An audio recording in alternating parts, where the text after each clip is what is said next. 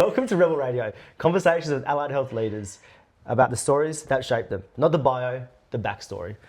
So today I generally could not think about a better first guest to have on Rebel Radio. Aww. I am joined by the legendary Serena Jones. Do you like that? Legendary? Oh, it's a bit embarrassing, no pressure. So, Serena, you're an OT, clinical supervisor, a mentor, founder of the Allied Health Awards, director of Allied Health Support Services, Yep. and director and principal OT of Allied Health Therapies. Yeah.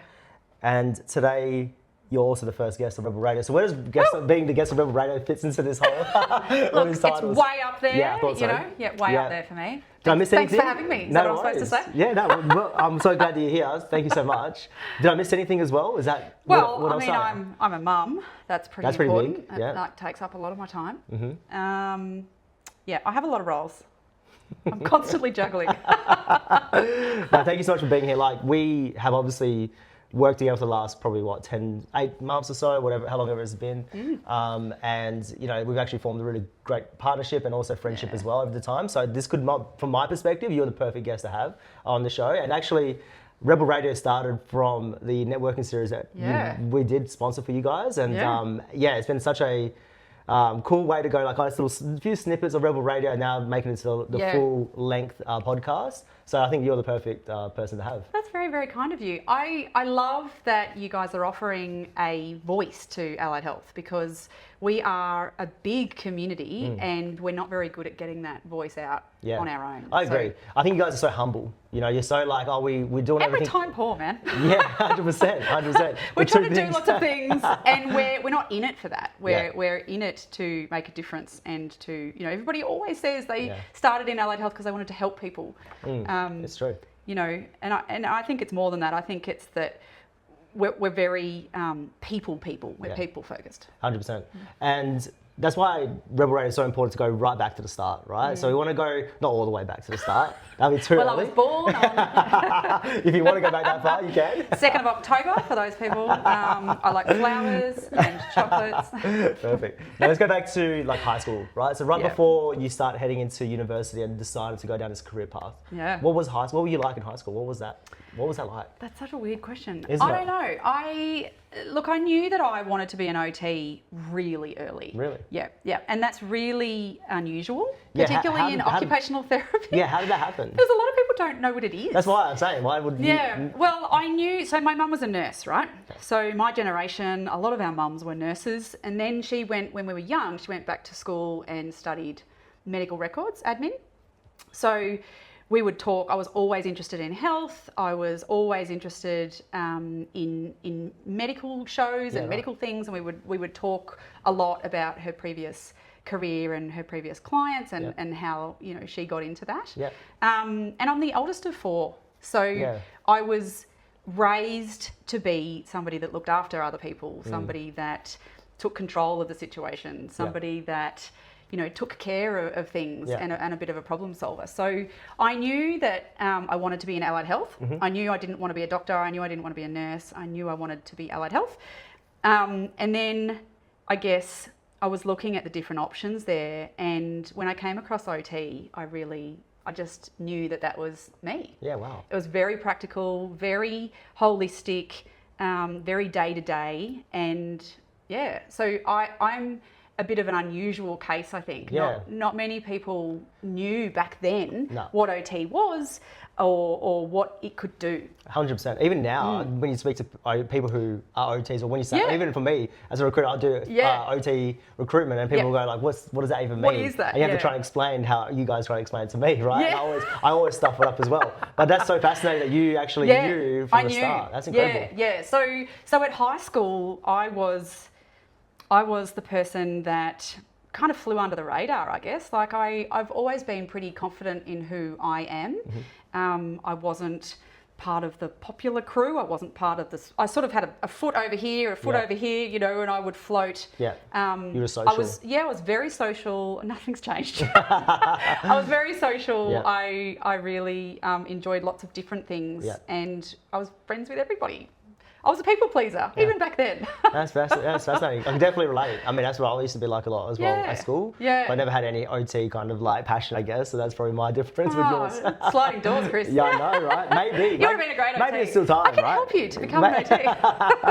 Out of school though, so like, you know, you obviously had a passion for OT, you obviously went to Yeah. school. But what other hobbies did you like and what were you interested in? Oh, out of school, I spent a lot of time playing basketball. I spent a lot of time dancing. I spent a lot of time, I grew up in the church. So I spent a lot of time with friends in the church. I spent a lot of time looking after my siblings. Yeah. And did you grow up in Queensland or did you grow up? No, I grew up in Melbourne. Oh, right. Interesting. Yeah. Yeah, cool. Yeah. Hey, if someone had met you in your like early 20s, I guess, as you're good times. heading into, you know, around university times, I guess, who would they met? What was Serena like then? Do you know what? I don't think I've changed that much.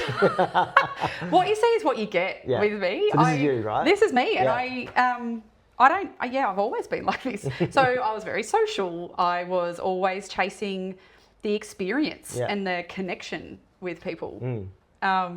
From as early as I can remember. Yeah, right. So in my 20s, like I went to uni and I had a wonderful time. I had lots of cheekiness and lots of experiences.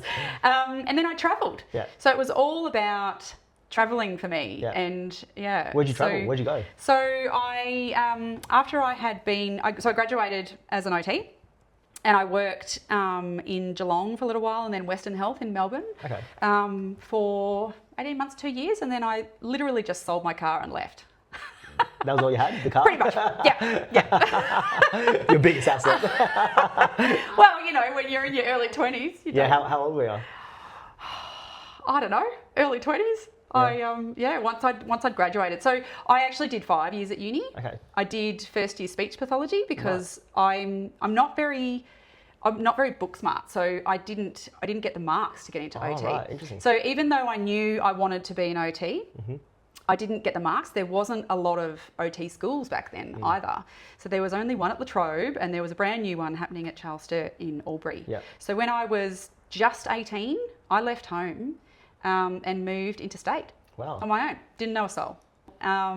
Just left. Wow, that's Because I knew I wanted to do that. And How did your family take that at the time? Obviously with, you know, siblings and everything. that's a and being good the oldest one. question. I don't know. There was never really any question. They didn't care? No, Well, I'm just I joking. I don't know that they had a lot of choice. Yeah, you really. just made the I just decision. knew that I wanted to do that. Yeah, wow. So is travel something that you are passionate about then? Yeah, very much so. Still so now as Yeah, well? very much so. Yeah. Yeah. So through my 20s, so after I spent 5 years at Charles Sturt Uni, I did first year speech pathology and then I transferred. All the bits that I loved of speech crossed over with OT. Yeah. So I was correct. I knew OT was for me. And then once I graduated, I worked to save up a bit of money and buy, sell my car, and then I left. And so I travelled more than I worked, Yeah, okay. to be honest. Where'd you go? I landed in London. Yeah. So Working visa? Yeah. Oh, no, I had an ancestry visa to start with. Okay. So I was really lucky. So I ended up working and living in the UK and travelling around a lot. That's awesome. For nearly 5 years. Perfect place, right? Because then you can just travel to all the different countries that are so there and good times. hour away or whatever it is. I Like not even that. Makes me feel old. Thinking about it. What did your day-to-day look like when you're in the UK? Like, were you working? You said that you weren't working too much, or you traveled a bit more, but Yeah, look, I definitely travelled more than I worked. Okay. But I locumed around. So my first job was at Chelsea and Westminster Hospital, which is a massive hospital in a really affluent part of London. And I learnt a lot about football. I learned a lot about Chelsea supporters. And I met some amazing humans that are still really good friends of mine today. There was a really big social scene, let's say that. That's awesome. Yeah, so there's lots of expats that were obviously living back there. Yeah. They call them the golden days, the golden era, because they paid so much money. Right. And to be paid in pounds was the bomb. Yeah. So I was paid in pounds and I spent that fairly quickly. By travelling around. Flights. Paycheck. Flights, experiences. What was the work like? Because obviously, there'll be people listening here would be, mostly Australian and might be thinking about wanting to work or travel and work as well. Go. Yeah. Absolutely do it. is my advice. So yeah, don't think, just do. Yeah, just do it. Yeah. It's a good point, isn't it? I think looking back, honestly, the difference between what I've done and what somebody else has done has just been Massive a pair change. of balls. Yeah. It's just been being brave and just going, fuck it, I'm just going to try this. Yeah. I am not special. I am not highly intelligent. I just enjoy connections and humans, and have used my OT skills, I think, because that aligns with my values to do different things.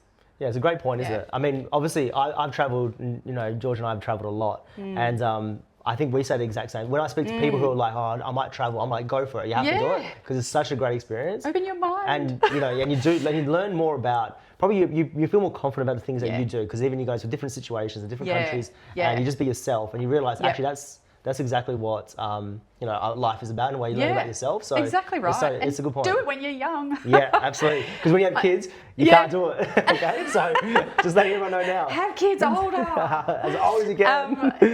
But working in the UK is really, really different, obviously, than working in Australia, and even working in Victoria versus working in Queensland is different, which is nuts in itself. Yeah. But I remember when I first went over, it was like glory days for locums, because they were just desperate. Yeah. They were desperate for Antipodean allied health professionals. So, Aussie, South African and New Zealand. That's interesting, isn't it? Desperate because of the work ethic and the just that culture of social and just get in and have a go. Yeah. Which suits me down to the ground. Yeah, so yeah, I true. did all kinds of weird and wonderful things in the UK. I remember one day, like, there was shortages in a major hospital in the UK in terms of money and staff and what have you. And I remember, like, in an acute ward, you do, as an OT, what's called like a personal care assessment. So basically you're assessing their ability to prepare themselves, to groom, to wash, to dry, to dress. Yeah. And all I could find was one pillowcase. There was no towels available. There was no soap. There was nothing. At least a pillowcase can come in handy. I was like, okay, let's MacGyver this shit. And, it's so you just, as an OT, you just, like, you're problem solving constantly. Yeah. You're looking at the environment, the person, the task, and you are just making it work. Yeah. I remember another time I was working in an outpatient setting with young people with brain injuries, and I had to go and see the things that I've done. I had to go on to, like, the tube, so the underground, and then I had to get a bus, and then I had to get another underground.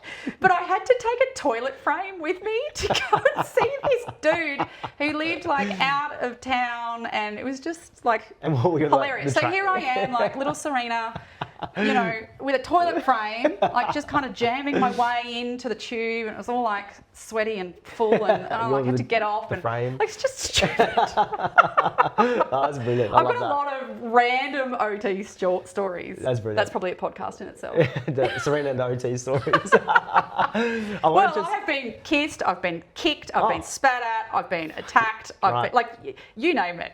You've had it. You know it, yeah. You mentioned about getting, like, kicked, kissed, all those, like, physical type of things that happen. And when I'm speaking to a lot of OTs, one of the biggest things is that they, that's one of the things that they hate about their caseload, and they try and get themselves out of that situation. Yeah. I mean, I guess, like you said, you probably do a whole podcast about it. Yeah. But how could give us a bit of, like, because now you're also, and I don't want to skip too far ahead, but you are obviously, Serena, the business owner. You say old, I'm going to punch you. No, I was going to say more. I'm going to say more experienced and mature. I'm wise. Right? Wise, exactly. So I guess when you have your therapist coming to you and having these situations, well, how do you discuss it with them? And people watching as well will be like, oh, that's one of the biggest aspects I hate. What do you talk about? Yeah, I think there's a PC version of advice here where it comes down to your workplace conditions and how much support you have and how much preparation and the systems that you work in, and making sure that all your ducks are in a row before you go and see that client, and that clients are humans and Humans have good days and bad days, and we are humans too. Yeah. So, you know, if you are not regulated in yourself, if you don't have your own shit under control, it's going to leach into your work. Yeah, so true. But from a workplace perspective, there's, you know, policies and procedures that are there for a reason. Yeah. They're not just time wasters, although they feel like that sometimes, but they are really to mitigate risk and to protect not only your clients, but your clinicians and your staff as well. And I don't want to keep going on about this, but interesting, I just want to know, like, what was it like, you know, 10, 15, 20 years ago in that sense? Because obviously... I want to say the Wild West. Yeah, because like it's a different world now as well, in terms of just like, Yeah. you know, with how, even the way we verbally speak to each other versus like the physical side of things. So how was it then? What was the I guess the legislations around it then? Yeah.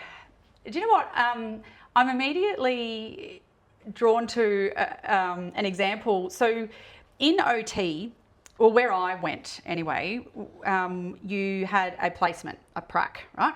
Every year we had pracs, which is a bit different now for a lot of the courses, which I don't agree with. But again, that's another whole podcast. But in my first year, so even before I studied, actually, even before I got into OT and went on pracs, I did work experience. So I was 15. Wow.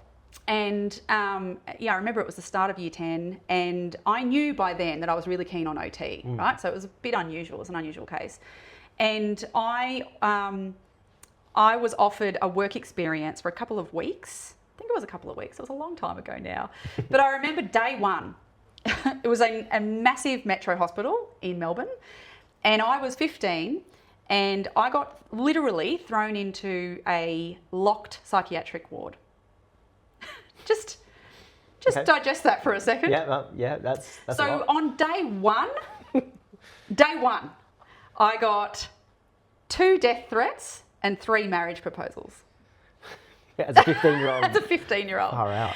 And that was my first practical experience of OT. No wonder you love it. So I was like, okay, well, you know, the positives outweigh the negatives. So I guess that's a good thing, right? Wow, you know, it was that's one of incredible. those sink or swim kind of moments. Far And out, I think a absolutely. lot of people back in those days in the Wild West, I think that a lot of us had those sort of experiences. You know, and it's probably worth talking about. My pracs. Yeah, I actually want to talk about the pracs. Yeah, well, that's because, lucky. yeah, perfect. Let's segue Let's into go that. try to that. Yeah, okay. So first year, I was really lucky because back then there was only a couple of OT schools in the country, and now there's heaps. I don't even know how many. Lots. Yeah. Lots and lots. And so these poor people are trying to find pracs for, you know, 100 students. Yeah. So my first prac I did at the Alfred in Melbourne. So massive trauma hospital, right? I was, you know, a newbie. Yeah. Again, I was thrown into ICU and the trauma ward and burns. Right. So in Melbourne, that was back in the day of gang wars. Right. Right. It was, again, another sink or swim moment. So, Wow. yeah, I really loved some of it and I really hated some of it. And I figured out that I couldn't do burns because I kept fainting. Right. Wow, that's interesting, isn't it? Because it's got to be, so for the skin integrity and the people that work in burns will have all the right words, but you've got to have it at a certain temperature. You've got to have the air at a certain temperature and a certain humidity. And I just kept flaking because I had POTS. So I knew I couldn't do that. But What a way to find out. I know, right? You go I know, actually into right? the burns to I find know, out. like, I'm fainting. I can't do that. Rule that one out. That's not what it's sink or swim. It's like fatal. Literally. Fatal to be alive, be conscious. Far out. That's incredible. Maybe I should write a book. And then there were police escorts out the front of most of the rooms Because of the gang wars and they stuff. because of the gang wars. There was just a lot of This was like the underbelly times, wasn't it? Totally underbelly, Yeah, like yeah. legit underbelly. Yeah. If you watched the Yeah, Carl original, Williams, the yeah, OG, that's where I grew absolutely. up. Yeah. So there was a lot of that. There was a lot of like full on trauma, Wow. brain injury, spinals, burns, vehicle accidents, you name it. And I was in there and there was all kinds of things happening. So that was my first prac. Okay. My second prac in second year was at the Royal Children's Hospital. So really, really like What a- highly sought after. Completely opposite as well, right? Well, Like, yeah, in terms but of- still a lot of really unwell people in a really acute part of their life. Like, Yeah. and yeah, so I don't have particularly fond memories of that, Right. really. And I think that is because the supervisor wasn't a great fit. Yeah. So, look, I did well, I passed, blah, blah, blah, whatever. But I've never worked in paediatrics since. That's so interesting. Because And I think it's probably because of that. Yeah. So it's not, it wasn't, I didn't feel supported. Back then, supervision wasn't, Wasn't a thing. it was a thing, but it wasn't a focus. It wasn't It is vital. now. It was like an extra, it was just the icing on the cake Yeah. that not everybody got. Yeah. That it certainly wasn't something that was celebrated and demanded and, part of your journey. Yeah. So I really didn't feel I felt really out of place in that placement. Yeah. Um, Did you, because this podcast, Rebel Ray, is for not just like, business owners, it's for Yeah, students yeah. who are going through prac right now as well. And they're probably thinking, like, is this actually right for me? Yeah. And the reason why, like, just the truth is, people who listen to this will want to listen to this and go, Yeah. wow, what was it like in yeah, prac? And, call me. I'm happy to talk about this. My question is, I like, offer supervision. because obviously you've gone through like some pretty intense Yeah, I situations have. from like work experience Yeah. to your 2 pracs. Were there ever any times that you were thinking, I'm just going to give this up and not? No. and never. Do you know what? That not once have I thought I shouldn't be an OT. Wow. Even after all these experiences No. as well, and you're just like, this is perfect. Yeah, well, Yeah. it's Well, not not perfect, perfect. but yeah. No job is perfect, No. and no role is perfect. But I knew that, like, It was for you. yeah, I knew that it was for me. Yeah. I had that passion for OT and what OT is from the start. Yeah. I guess, and That's amazing. yeah, It is. It is pretty cool. Because I guess. like I mean, I speak to sometimes 2nd year, 3rd year students, and Yeah. they're like, I don't know. I'm not too Yeah. sure anymore. Like, I thought I liked peds, now I don't know. I went to a prac. Yeah, exactly. I hate it. Now And I want that's the adults, problem. Like, do I want adults? I don't even know. Like, what do I got myself into? And I think that's the problem. Is it's like, when you're at school, and if you have or if your kids have a teacher that's not a great fit, or if the teacher's going through something at that time, or, Yeah. or whatever, the timings don't align, or Yeah. it's not a great fit personally, it can really change the experience Yeah. for that learner. 100%. And so that's one of the reasons why I'm really passionate about support and supervision and mentorship and work conditions Yeah. as well. So that's, I've always been passionate about that. Yeah. And there's always been a lot of issues and a lot of room to move in allied health in those areas. Yeah, definitely. So I guess that's a big reason why I do a lot of work in that area now. So, I think it's falling in love with the OT theory and what an OT role can be. Yeah. And then those skills are so transferable. There's parts of OT that I really don't like.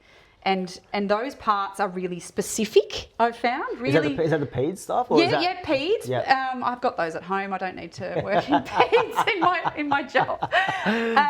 But I think like hands, for example, Yeah. like splinting, like that's really specific. And when I was studying, that wasn't something that was really pushed, I think. It's very procedural and it's Yeah. not, it didn't really values align for me. Because it was so segregated, Yeah. And back then, it wasn't discussed from a supervision perspective of how it fits in with OT. This is why we're doing this, and these are the goals we're working on, and that and this is the impairment level that we're working on Yeah. here. A lot of that didn't translate very well. Yeah. So, yeah, I guess that's one of my life's goals and my life's work is to really translate a lot of that for a lot of people. So I love seeing students and I love supporting people and supervising people because I feel like I can distill it and help it make sense for people so that they can connect the dots. So we obviously talked a bit about prac and we talked a bit about working in the UK. So when you came back to Australia, what happened then? What was life like then? Well, I accidentally met my husband. Accidentally? Yeah, very much I accidentally accidentally. met my wife when I was 17, I so know. I know how you feel. I know, It's an accident, isn't it? It does happen when you're least expecting I it. know. I met my husband on the beach at Mooloolaba, and I was still jet lagged, to be honest, and I wasn't even sure if I was going to head back home to the UK or not. I was just Right, home so UK was home. Yeah, this time. I'd lived there for 5 years, Yeah, wow. so I was just visiting my folks for Christmas. Mm-hmm. Yeah, and I met my husband and stayed. So you didn't go back? No. You just stayed? So you met him and you just knew this was the right guy for you. Well, I didn't for a while. I literally got a call. I remember I was on Red Beach in Santorini, and I got a call from my mum, and I thought, holy shit, someone's died, because my mum doesn't just call me out of the blue. And she said, oh, just letting you know that we've moved. And I was like, what? Like, just letting you know that we've sold the family home and we now live in Queensland. I was like, like up the road. Okay, well, can you email me the address? Because I've got to change my flights for Christmas.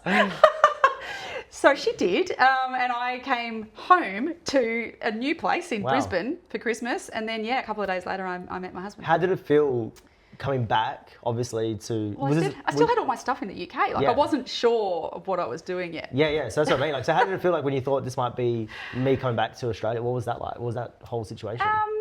I wasn't sure if I was ready to settle down, really.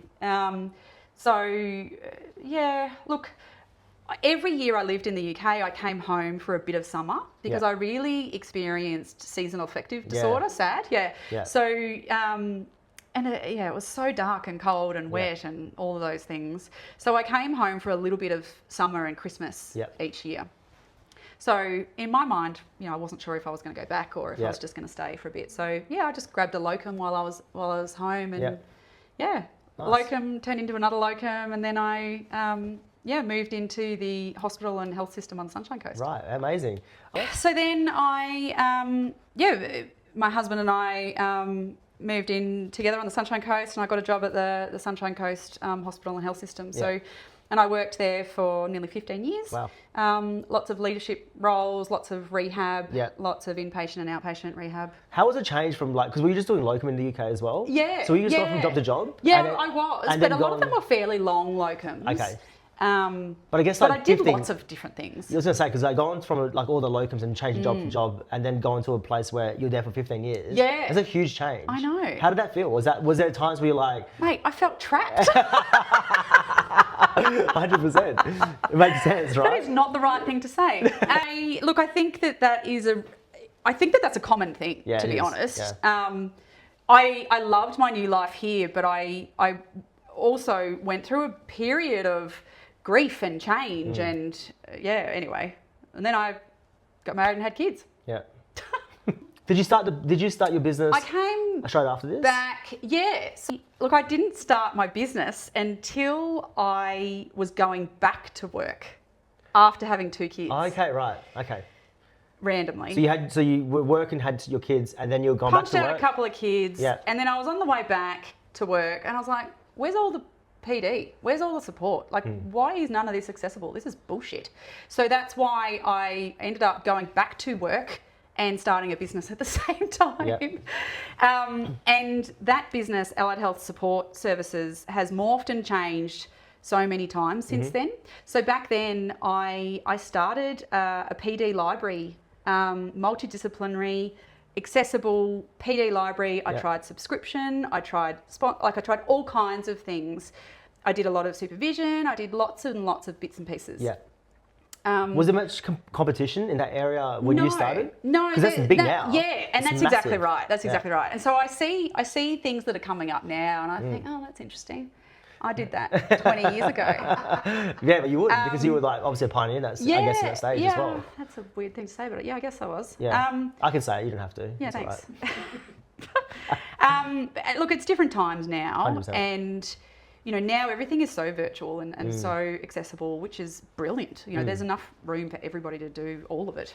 But I think what people don't necessarily realise is allied health as a market and as a community are really distrusting, which is an awful thing to say, but we're time poor, we are insular, and we can be really siloed. So OTs stay in OT, physio stays in physio, or peds stay in peds, and mental health stay in mental health, or private stay in private bubbles, and public stay in public, and it just shits me.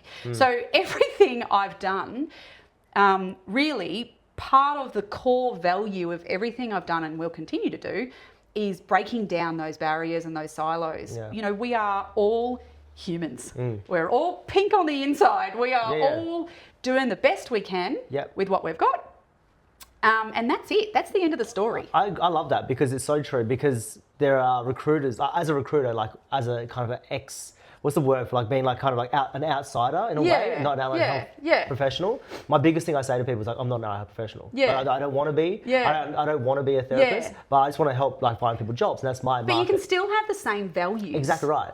But then I also see people who are therapists back in the day, and then they try to become recruiters, and I find that interesting because and then their tagline is more like a therapist. I know how to be a recruiter because I'm a therapist. And I'm like, there's two different skill sets. Like, it really is. Yes, you can understand it. You can understand a person how they do the work, and you might understand them like they're a fantastic therapist. But like, I could find that out as well from my question there too. So it doesn't really make too much of a difference. Yeah. But you are right though, because it's like a trust thing. Because most OTs will probably go, oh, an OT is a recruiter, so I will work with that OT recruiter. You know what I'm saying? Yeah. So you are right about the barriers and I guess the trust side of things as well in the allied health industry. Yeah. I think, they say, and I often use this example, they say kids, when kids are trying new foods, you've got to give it to them 13 times. Yeah, that's right. Yeah. It's Before it kind of like... The first 5 times though, isn't it insane? Like they're just spitting it out and dropping it on the floor. Exactly right.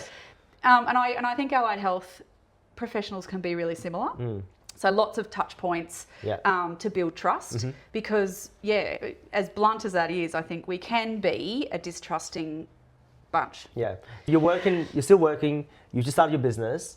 How was this transition from like actually leaving? When did you know that you didn't want to be working anymore for someone else and that the business was at a point where you could move into? And also touch on the point of obviously starting your practice as well in the same time. Because obviously that was in the next step, wasn't it? Yeah. So that all... people that know me won't be surprised, but that all sort of happened a bit accidentally. I was just running 2 pathways at the same time. I was doing the best I can with what I had at the time, and I knew that there was a need for accessible, everyday PD, not this. It's run by an iconic OT or an iconic physio that only does this and only does it in this way. Really just breaking down those barriers. It can just be an everyday allied health professional teaching another everyday allied health professional something cool. Everybody does really great work in different areas, and everybody has something to offer. So how did you get into the practice? So you obviously you're parenting as well. You had the PD and the service that you're providing to allied health professionals as well. How did you start going into that? And by then I'd started the Allied Health Awards too. So did you start the Allied Health Awards before when I was still when I was still working in Queensland Health. Well then how did you start? That's actually one of my biggest questions. So how did you think to yourself Allied Health Awards is a thing? Like because what was it beforehand? Like it's not complicated. I literally just couldn't find it. Didn't exist. Yeah. Right. So I thought, well, it should exist. This is ridiculous. This is what we need. Like I'm the audience, right? What we need is promotion as a group, connection as a group, celebration as a group, support as a group. So I thought, fuck it, I'll give it a go. Yeah. And then it just went douche. And how did you like, because this is fascinating, right? You've built a community. Well, if you think about it, you obviously know there's allied health professionals across Australia, right? But what you've done was like, you realised there was a niche that was like not there in terms of awards and being represented and being like rewarded for the work you people do. Yeah. So you've gone, I'm going to create a huge community Australia-wide. Yeah. And you guys are going to do, and it's like you're just obviously just working, being a parent, and running a little like your business as well, not a little business, but a good business. Yeah. So how did you go? This is it, and then go. This is what it should look like, and bang. How did that? I'm just fascinated by how this all happened. I don't really know what to say about that. I just knew that it needed to exist, and so I just did it. I just created it. I thought, what are the things that bind us? What are the things as an allied health community, all the different allied health professions under that banner, the ARPA that Australia recognises under allied health professionals banner. And I thought, what are the characteristics? What are the things that bind us? What are the things that make us different, that make us special? And then I wrote selection criteria around that. Do you know what that was? Like what the? Yeah, look, it's professional contribution. Yeah. It's support. It's teamwork. It's all the selection criteria are on the website. Yeah. Those selection criteria haven't changed. Okay. I stand by them. And yeah, I think that I'm really proud of the award program that I wrote, the selection criteria that I wrote, and so much so that different associations and different bodies around the country have contacted me and over time, a number of times, to ask for that IP. Yeah. And it's freely available. I'm there to serve this community. Yeah, exactly. I think that's the biggest thing about yourself. You're such a nice person. I am a nice person. I try to be a nice person. But I'm also a people pleaser, obviously. You're how to explain, like, when you know you, like, you're just you're a giver. You're like, everything is kind of like you do things for so many people and do so much for the industry as well. Like, and you don't have to. And I think that's the biggest thing, where you don't actually have to do it, but then you still do it, and then it's like you're not expecting anything kind of back from it as well. I think people think I'm making lots of money out of this, but I'm not. This is a passion project. Yeah. And it relies on goodwill. It relies on the community. It relies on sponsorship from like-minded, values-aligned partners like yourselves. Yeah. It relies on the community, and it's cyclic in nature. That's how I've devised it. So all of the finalists and the winners then become the champions. Yeah. So once you have a taste of this community and this program and the celebration, you're in, and people love it, and they keep coming back, and then they become my champions and the judges on the selection panel and so forth. Yeah, it's an honestly amazing thing that you've done. It's like, honestly, the Allied Health Awards, I remember when I first started in recruitment in Allied Health, and I remember seeing like the awards, and I was like, I remember trying to I think I might have messaged on LinkedIn, or I was like, oh, that looks really cool. Did I ignore you? Because sorry about that. But don't worry, I think that's everyone. I don't have a lot of time. But I still remember though, like seeing it, like thinking, what a cool idea. And as the years have gone by, like you just see like the event getting bigger and bigger as well, and like people know you, and like then sponsoring you guys. From my perspective, I remember people reaching out to me going, "Oh, so you work with Serena?" I'm like, who are you? I'm like, I've never, like, people from like New South Wales and like cool. And you're like, wow, that's so random how like it kind of connects everyone. That's what it's about. That it is, it's about connection. Exactly. And doing things together. You know, we're people, and so this, I don't know. I like to think that the work that I do breaks down a lot of those barriers that I was talking about earlier about the silos and the different sectors and the different professions. And I also like to think that it enhances that relatability and that accessibility. You know, it's not just academics that deserve recognition and community and celebration. It's all of us. Yeah, and people, right? Yeah, like, we're all just people doing the best we can. Exactly, yeah. You know, so... I'm always really humbled when I host a networking event or the gala and you know, sometimes people come up to me and they say, "Oh, I'm so intimidated," and I'm like, "What are you talking about?" Yeah, literally. I'm just a human. I'm an OT. We're doing this together. You know. Yeah. Scary Serena. Everyone's like, "Oh my God, I want to go." No, but you're right, because I guess when you have that, like, I guess the level of prestige in a way, because you actually are. Like, I mean, you probably won't think of it as yourself, but like at the same time, when people who don't know you would think that because you are running 3 businesses and you are like, you know, the owner of the Allied Health Awards as well, which is like the biggest event in Allied Health. When you think about it, it is, and that's why they probably feel like a bit of oh shit. I know. It just weirds me out, and you know, I think a lot of the icons of allied health, you know, that are doing amazing, incredible international things, or they've done all this research or whatever. And I think, you know, the everyday nuffies on the ground just doing their slogging it out. Like I am one of those nuffies. You know, I have a clinical caseload. You know, I'm in there. I'm in the trenches. You know, but so are these people that we put on pedestals, and it's not like those pedestals aren't real. No. We're all humans doing the best we can. Yeah. Yeah. Talk a bit about that, the caseload. Like, you're still working now as an OT after all these years, right? But you're also running your own business as well. Yeah. Like, and when I say running your business, you got the Allied Health Awards, you got the, but you're also doing the therapy side of things too. Yeah. I've got a clinical team, Allied Health Therapies. So how do you balance all of this first? So you caseload, management, 2 other businesses. Some weeks, Chris, not well. Yeah, that makes sense. You know, that makes sense. Like, we all have shitty weeks. We all have shitty days. We're all just doing the best we can, right? I have help. I have an understanding, incredibly clever husband. I have a beautiful team. I have, you know, support, amazing admin support that I couldn't do these things without. Yeah. And I think I'm really particular, the older I get, about who I work with. And from a partnerships perspective, I don't have time for bullshit. Yeah. I don't have mental capacity for bullshit anymore either. Yeah. I actually can't allocate any brain space to that. So what you see is what you get with sure. me. Whether we are having a coffee for the first time or having a margarita later tonight, it's the same. Yeah. Maybe a bit slurry words, but speak for yourself. I am. Just one, by the way. Vocabulary. But I just think we're all doing the best we can. Yeah. And we all have good times and bad times. And look, I'm an OT, so I have OT'd myself. I have systems and I reflect constantly. Yeah. I do a lot of supervision with people, and that really gives me a lot of gifts too, a lot of reflective gifts back about actually that probably needs review, and I'm not doing that in the most efficient way. When you say that, do you mean that you get mentored as well, or does that mean you do? Yeah, absolutely. So I do peer supervision with a few of my colleagues. Yeah. But I think it's just really important that we're all continuously learning, and things change, and you just roll with it.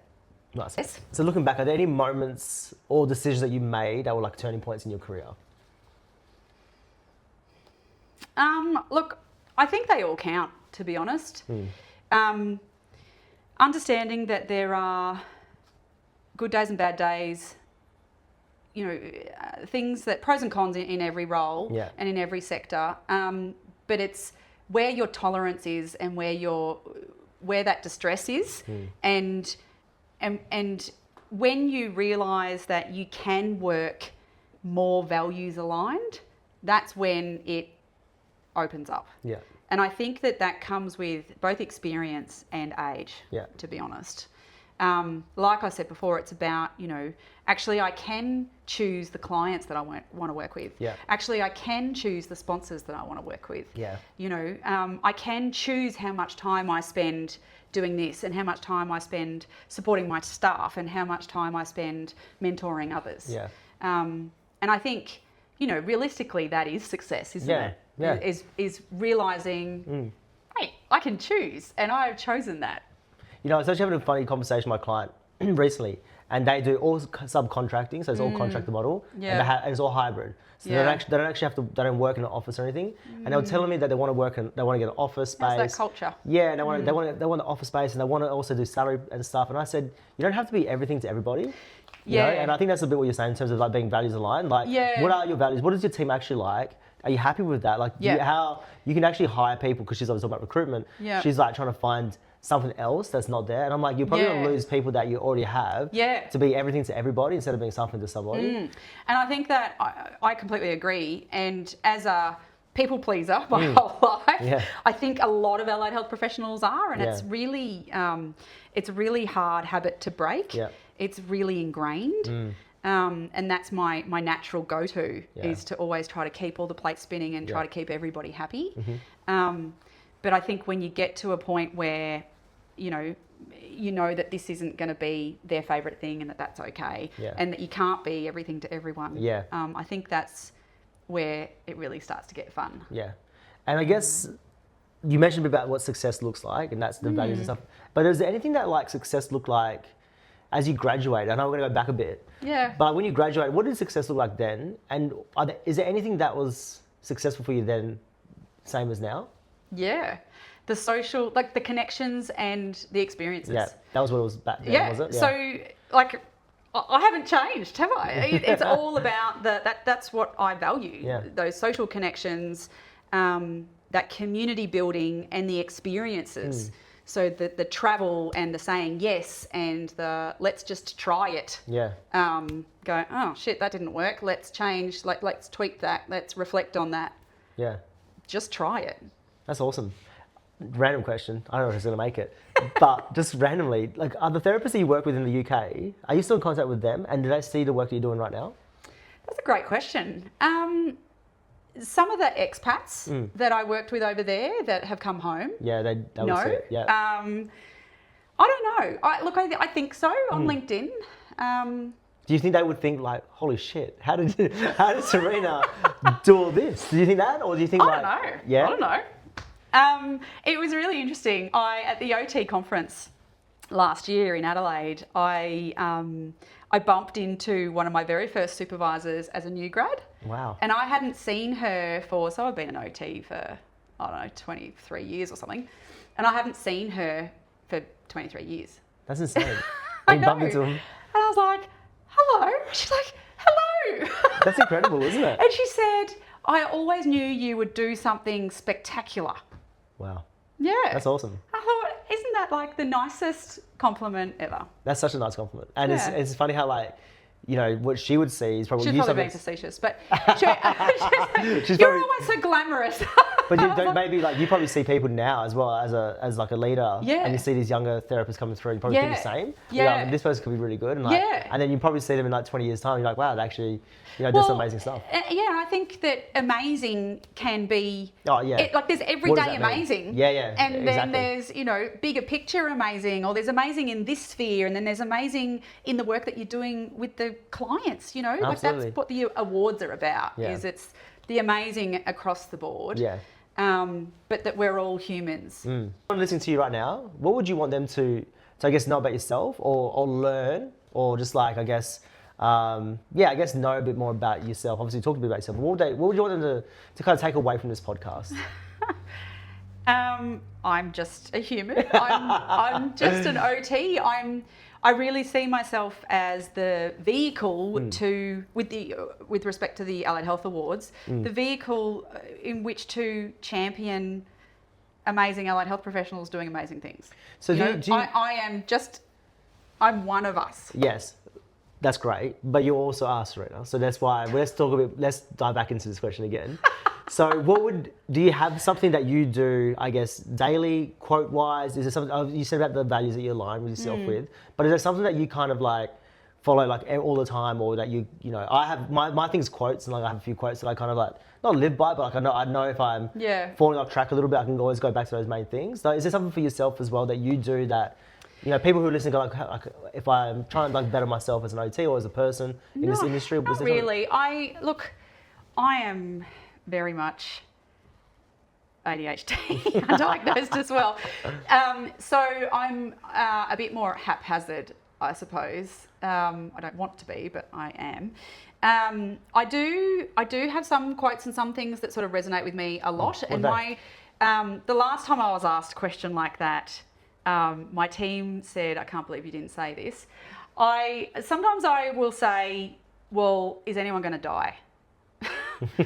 Like, in terms of like how the severity of the situation. Yeah, how severe is it? Is it like, are we talking life and death or not? Like, is this something that you can tolerate? Is this, you know, will this be okay? Yeah. And my mum always said, this too will pass. So, you know, whether it is good or bad, or ugly or messy or expensive or whatever it is, this too will pass. Yeah, it's a great quote. It's a great saying. So, because it's true, isn't it? Yeah. You know, life moves forward no matter what we do. And I guess you're still very young in your career, right? Bless you. I know, thank you. And when you look back one day in the long future, what do you hope your career or your life represents? Oh, no pressure, Chris. Look, the awards community, I'm really proud of. They are supportive and inclusive and growing and exciting, and I've met so many incredible humans. Yeah. You know, just on their own, let alone the incredible work that they're doing. So I think, look, the Allied Health Awards and just that community really is the legacy, I guess. Yeah. And being at the networking events, right? Not even come to the gala yet. Yeah. But you're going to love it. I can't wait. I mean, just meeting some of the people that are at these networking series and like, and some of the connections I've made. It's a game changer, right? Oh, it's honestly just like incredible. Some of the people that I've met, and I'm like, and I had conversations with after from those events. Cool. They're just like, wow, it's incredible. The wow from different states as well and different places. Yeah, it's just incredible how you brought the community together. Yeah. There's one last question that we do. It's my Real Rebel question. So, Real Rebel. Yep. The allied health industry right now is in the best place that you've seen it in your career. Real. Yeah. Talk to me. Why? Real. It 100% is. Look, healthcare always has systems that are hard and tricky, it's based on people, so it's always complex and layered. There's multi-factors involved, but I think we are louder and prouder and more aware and more connected than ever. Mm-hmm. So together we're better. Yeah, no, I love that. That's the reason why I asked the question, because I was like, I really do believe that this is like probably one of the, and there's so much negativity and obviously on socials, and I think everyone can be easier with negativity. And look, systems are really tricky. Yeah, obviously, absolutely. You know, the NDIS, blah blah blah blah. But I think as an allied health, as a community, I agree. I absolutely think we're in the best spot that we've been ever. Serena, it's been a pleasure. Thank you so much for joining as the first guest. And look, I really think everyone who watches this podcast is actually gonna really enjoy it. They're gonna love your story. I know before you were like, I got a lot of stories. You're gonna say, I remember before you said, no one wants to hear this stuff. No one wants to hear like, this. trust me, they will. They're gonna love it, and I really just appreciate it. So thank you so much for joining. Thanks for picking me No and worries. listening to me rabbiting on.